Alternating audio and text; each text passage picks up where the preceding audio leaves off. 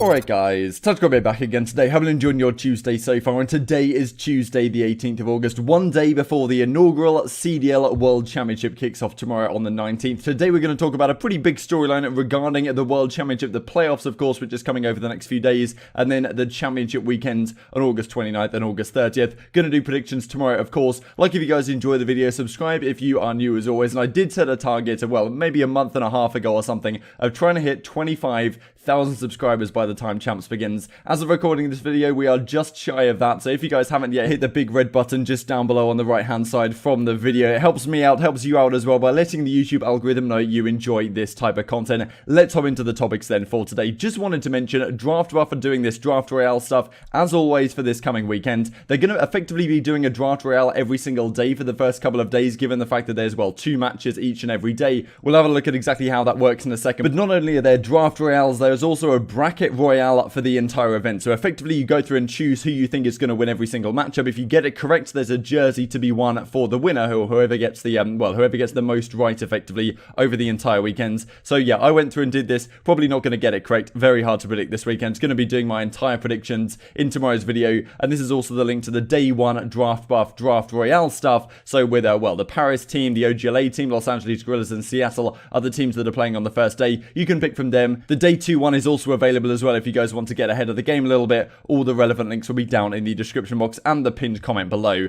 Let's go into it then. So this is what Call of Duty League come out with yesterday. Just reminded me of this pretty hilarious thing that Illy did right at the start of the season at the Minnesota home weekend. But yet it's lit, baby. $4.6 million on the line. It starts on Wednesday, that being tomorrow, 2 days as of when this came out. This is what the bracket then looks like, and the main discussion for today is going to revolve around the fact that there's 2 separate weekends for the playoffs and the championships. As you can see on screen right here, you've got the playoffs, and the cutoff for the playoffs is right down this line on the right hand side here. So if you guys properly zoom in, you can see that all the way down the left hand side, 8.19, that being the 19th of August. Then you've got the 20th of August, 21st of August. So the first few days, Wednesday, Thursday, Friday, there's only actually 2 matches on each of those days. Then the Saturday, there's 4 games on the 22nd, and then on the Sunday, there's another 4 games as well to finish off all the losers stuff going into the championship weekend. So that then leaves 4 teams.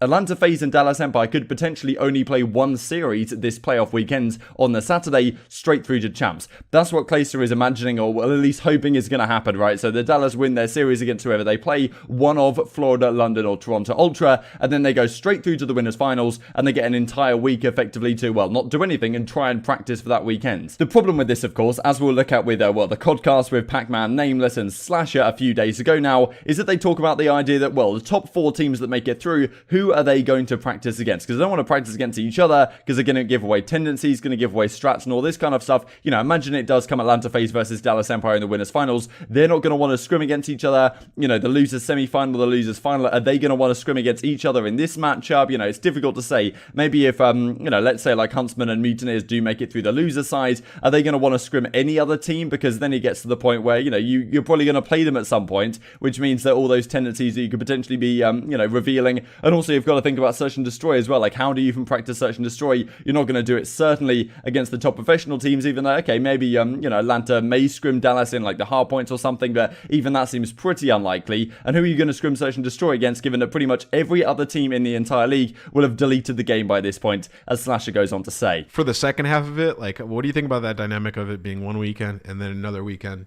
For like the teams that are already starting out, like top 6, like they just won 1 match and then they're already in that second weekend, that week of practice. What do you think of that? So the week of practice was actually like a big issue when we talked about this, because like it's not like other esports where we're playing this game again. Like if let's say my team doesn't make the second weekend, right? The moment I lose that match, I'm pressing my middle PS4 button and deleting this game. Like, I'm not getting on to scrim one of those 4 teams that are left. No Warzone, brother? Probably. I mean, PC maybe. Okay. But, like, I'm not getting on to scrim. Like, you want me to scrim you? You better throw me, like, a rack or something. Like, you know what I mean? Like, come on. Like, so that's a big issue. But then I also see the side of, like, it's really hard for the average viewer to tune in and watch the entire day, like in normal tournaments, right? Mm-hmm. So like having it more spread out makes it to where like, hey, like I'm gonna watch this match at 5 p.m. and then, you know, the finals is tomorrow and that's it. There's 2 matches, and then, or I'm gonna watch this. Cool.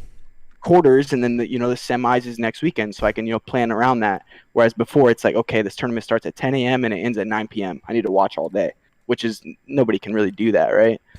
So I kind of see both sides. I think the practice thing sucks for the players. Is it worth it though to get more people to watch and to be drawn in and to be fans of you guys? I think it's worth it. Yeah. So there's certainly a balance to be had here. Clayster says paying amateurs $40 each to scrim us at 9:30 in the morning, since check-in and server testing takes an hour and a half. This is way back on the 18th of July, but the point kind of still stands. Got to figure out a better system. Who are we going to scrim after the first part of champs? Imagining they actually make it through. Are they going to be, is Clayster going to be paying people to actually scrim against him? And well, as we see here, so MattG says, I'd make you pay big bucks to scrim, and as Slasher says, like, give me a rack, right, if I would actually scrim your Modern Warfare. If I was an amateur team once first part of champs is done, and even if they were to scrim, like, why do they have the incentive to go hard in the scrims? Because I mean, like, they're already out of the tournament. The year is already over for anyone they're going to be playing that isn't in the top 4 of champs. And as Sim says in reply, take turns in 2v2 shoothouses to warm up for your $100,000 match. So it's tough to say what to do right now if you are a top 4 team. Who do you scrim against? Do you just bite the bullet and scrim against each other, even though they could reveal some things that you're trying out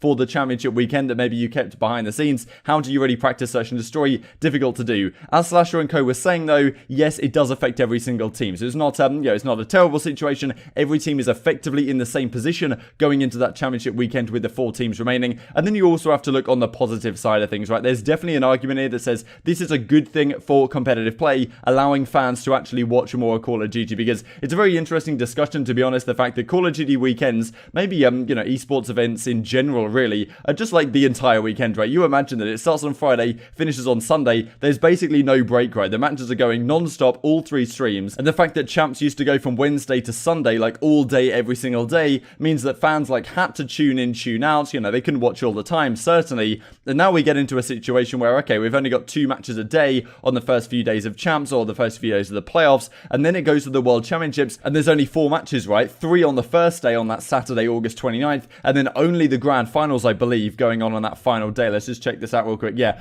so 30th of August is only the championship match, that like best of 9 that they've got going on there. So kind of similar to Counter-Strike in a way that they've done similar things in the past, where the championship Sunday is just the grand finals. Not something we've seen in Call of Duty in the past, but pretty cool to be fair, because it does open the door for fans to actually say, okay, like, it's easier to plan my day around what the championship could be, rather than just being like, well, there's Call of Duty on all the time, I'm just going to do what I was planning to do anyway, and whenever I can watch the matches, I'm going to try and fit them in. So probably opens the door for more people to watch the grand finals, for more people to watch the championship weekends, but does make it more challenging for some of the players for sure. Probably, as Slasher was saying though, a good thing on the whole, to be honest, for Call of Duty, that we are introducing this this different type of format where there isn't just Call of Duty on all day every day, because maybe it has been something of a hindrance in the past. Just to finish off then, wanted to show a couple of clips. This one from Illy of him no scope and assault all the way across the map here on Piccadilly. Absolutely mind-blowing stuff in this one. Yeah, I mean, Illy just does it again with the sniper rifle in hand, and this pretty funny video from OpTic Gaming. They've been doing a few of these little content pieces lately with TJ Halley and Crimsix, and well, I thought it was pretty entertaining. Certainly made tongue-in-cheek though, for sure. Hope you guys enjoyed the video. Like if you did, subscribe if you're new. As always, I would greatly appreciate it. Thank you for watching, and I will see you next time. TJ Halley, a man of the people, dependable with commitment and massive integrity. A man so skilled that the league was forced to create an 18+ age rule just to stop him. We all know the story of his return. He graced the stage with some of the best talent Call of Duty has ever seen. I can't believe that TJ is as clutch as he is. However, TJ couldn't babysit his team forever, and one player sought to challenge TJ's authority, Crimsix, one of the best online players ever. You may have won online, Crimsix, but I'd like to see you do it on LAN. Wouldn't you rather support a true young American hero instead of a washed-up has-been? Everybody knows Crim has passed his best with only 3 chips this year, and that's just embarrassing. All jokes aside, Crim, the respect you deserve for your time at OpTic is undeniable. But with that said, everyone knows who the one true GOAT of that team was, TJ Halley. This week at Champs, be ready for the Iceman, because he's ready for you. And you best believe he will never forgive, and he will never forget. We are OpTic Gaming, and we approve this message.